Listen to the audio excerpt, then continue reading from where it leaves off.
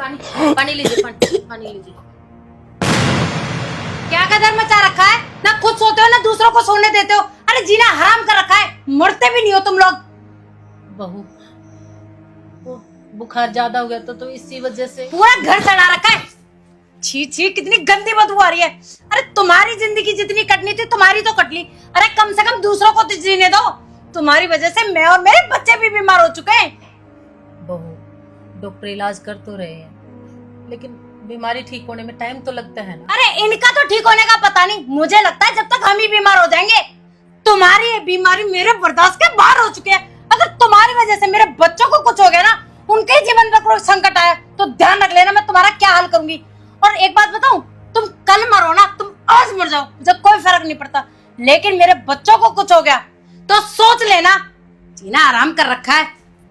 और हाँ, तुम्हारी सांस लेने के बाद भी इस दरवाजे से बाहर आई ना तो तुम्हारा क्या हाल करूंगी तुम सपने में भी नहीं सोच सकते। दिमाग खराब कर दिया मेरा।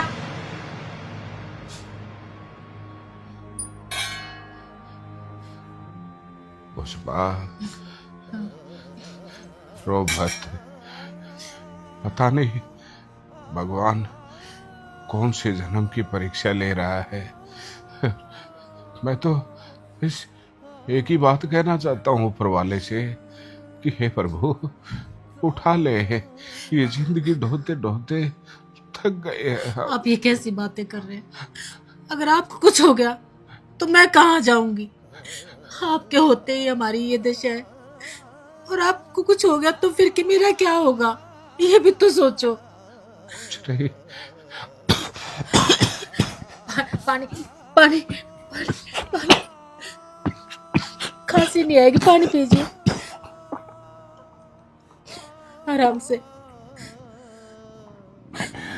आप बोलिए मत, आप आराम कीजिए बस।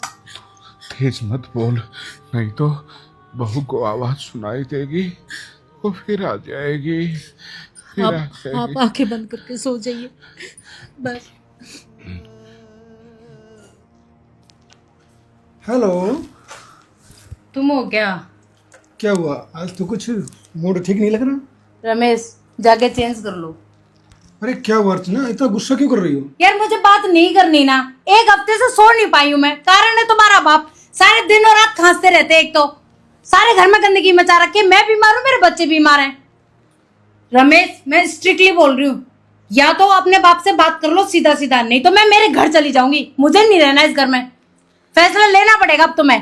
अरे यार टेंशन मत लो, मैं माँ बाबू जी से बात करता हूँ। तुम्हारे बिना मेरा क्या है यहाँ पे? जो कुछ है तुम ही तो मेरी। जब ऐसा है ना तो कर लो अपने बाप से बात, आ रही बात समझ में, और तभी मुझसे बात करना। गुस्सा मत करो, चाय बना लो, तब तक मैं चेंज करता हूँ, फिर बात करते हैं, ठीक है?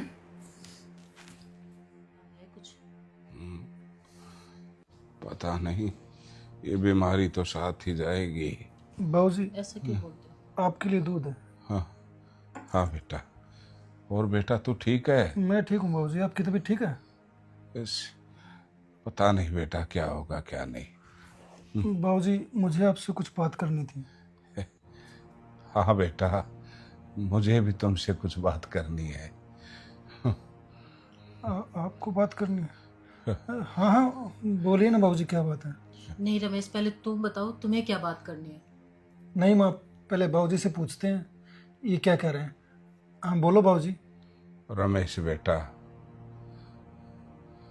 पता नहीं जिंदगी का ये सफर कब खत्म होगा।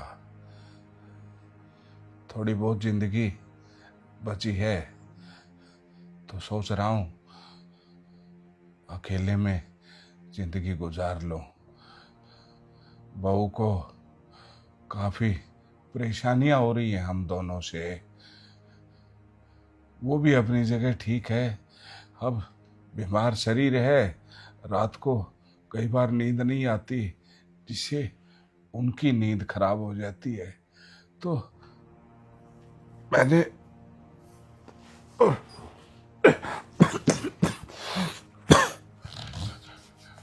तुम्हारी माँ ने एक फैसला किया है बेटा कि जो बची हुई जिंदगी है उसको हम वृद्ध आश्रम में गुजारें। इससे क्या है कि हमारा भी वहाँ पर बुजुर्गों के साथ समय व्यतीत हो जाएगा और आप लोगों को भी कोई दिक्कत नहीं होगी। तो बस यही बात कह रहा था। तो तुम्हें कोई दिक्कत तो नहीं है बेटा? अरे नहीं नहीं बाबूजी, आप बड़े हो, आपने जो फैसला लिया है वो ठीक ही लिया होगा। इसमें भला हमें कोई एतराज़ नहीं है। कसूर तुम्हारा नहीं है बेटा। जो ये जिंदगी है ना, इसको आज तक कोई नहीं समझ पाया। पहले माँ बाप 5-5, 10-10 बच्चों को पालते थे, पढ़ाते थे, लिखाते थे, उनकी परवरिश करते थे। लेकिन आज 5 बच्चों से या 10 बच्चों से उनके माँ बाप नहीं पाले जाते। कम वक्त ईश्वर ने ये जो बुढ़ापा बनाया है ना, ये गलत बनाया है। या तो ईश्वर जवानी में ही इंसान को अपने पास बुला ले। अगर बुढ़ापा, मैं तो इससे सवाल भी करता हूं कि बुढ़ापा देता है तो कम से कम ऐसा तो दे कि जिससे बच्चों में और माँ बाप में कोई झगड़ा ना हो। हर दूसरे घर की कहानी है, अपने घर की कोई नई कहानी नहीं है। और तुम्हारी बातों से लग रहा था, तुम आते ही बोल रहे थे बाबूजी मुझे तुमसे बात करनी है। तो मेरे ख्याल से यही विषय होगा।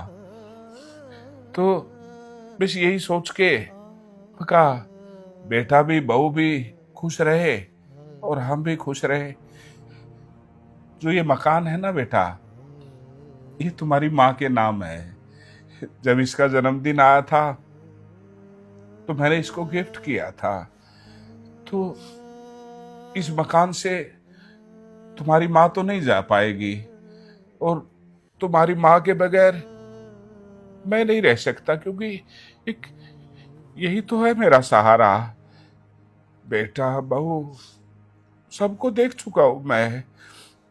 तो बस तो बेटा और बहू और बच्चे, तुम अपना रहने का कहीं और इंतजाम कर लो, क्योंकि बहुत से परिवार ऐसे हैं जिन पे घर में उनकी इज्जत नहीं होती। तो उन बुजुर्गों को, उन बहनों को, उन भाइयों को इसी घर में रखूंगा मैं।